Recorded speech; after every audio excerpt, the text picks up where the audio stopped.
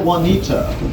Built in 1886, the four-story luxury hotel was one of the true highlights in the area, boasting 47 elegant rooms, as well as dining areas, tennis courts, and an 84-foot bar. Guests of the hotel were able to take in the sights along the Lehigh River and Glenanoco, while also enjoying horse and carriage rides. In its heyday, the hotel boasted year-round tenants, as well as notable guests such as Thomas Edison, Charlie Chaplin, and the poetess Elizabeth Davis. However, in 1911, a fast-moving brush fire destroyed the hotel, and the land was left to be reclaimed by Mother Nature, and today there's no sign that the hotel ever existed.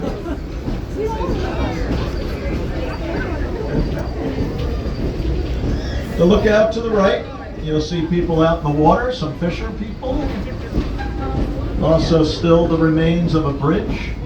The abutments are still in the...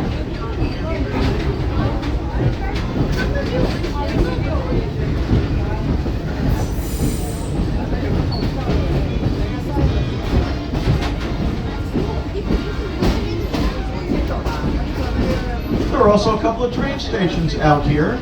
Once upon a time during the Gilded Age. It was a very popular place to visit, Mauch Chunk.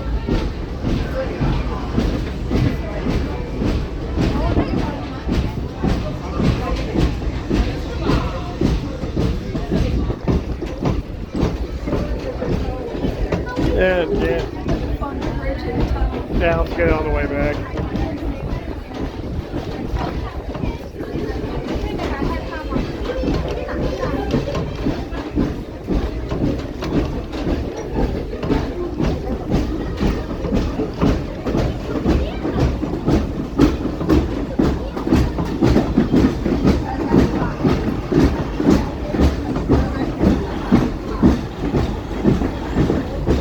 The pass we just traveled through is known as the Rock Cut, for good reason, and is the southern gateway of Lehigh Gorge State Park.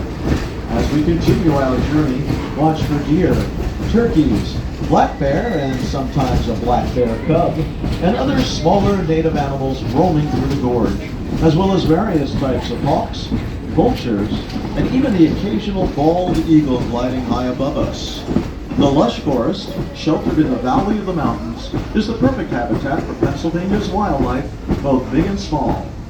To your right, along the next several miles, you may get a glimpse of portions of what was the Lehigh Canal. You may also notice some of our state flower, the mountain laurel, now in full bloom, as well as a thriving variety of oaks, maples, poplars, and birch trees.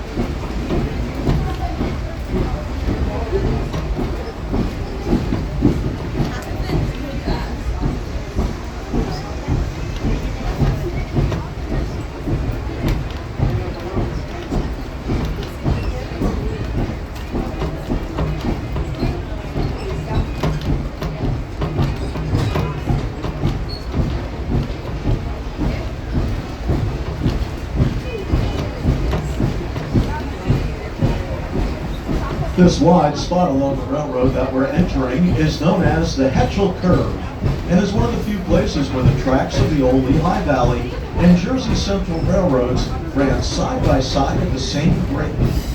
The former Jersey Central roadbed is now the biking trail that you see to your right and runs over 20 miles to Whitehaven. Looking out now, out the right, you should be able to see our entire train front and back, or at least most of the cars on it. The name Hetchel comes from Hetchel's Tooth, the rock outcropping on the mountain high above the train.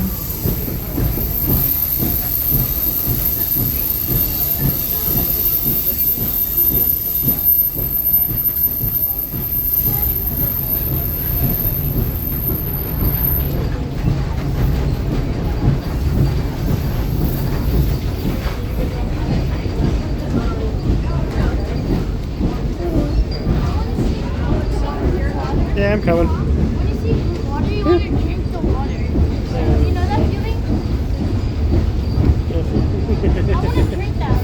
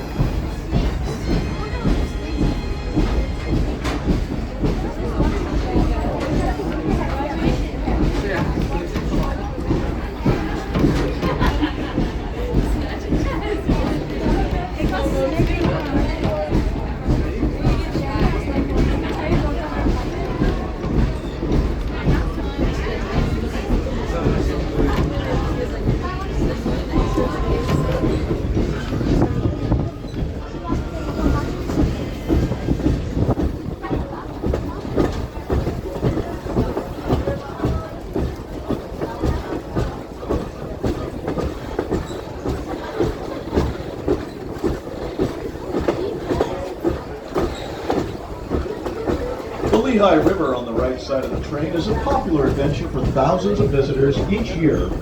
The river flows 109 miles into the Delaware River and is known for its numerous Class 2 and Class 3 rapids.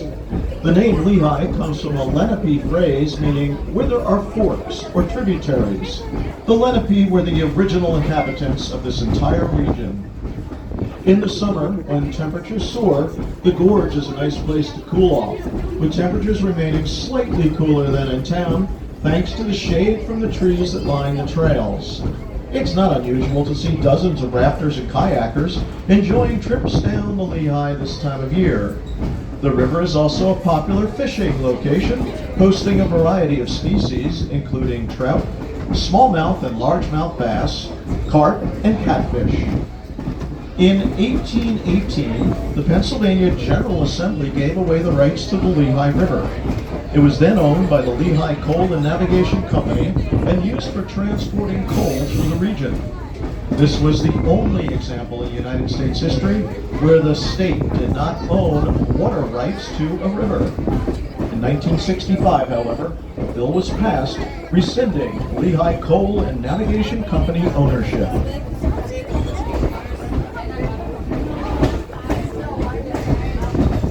Yeah.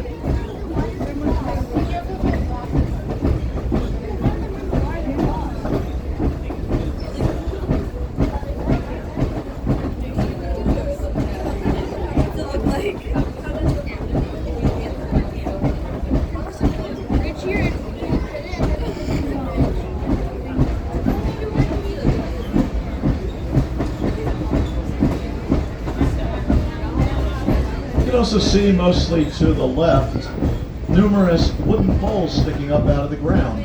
Those are indeed, for the most part, the original telegraph poles that were put up in the 1850s, 1860s, and 70s to facilitate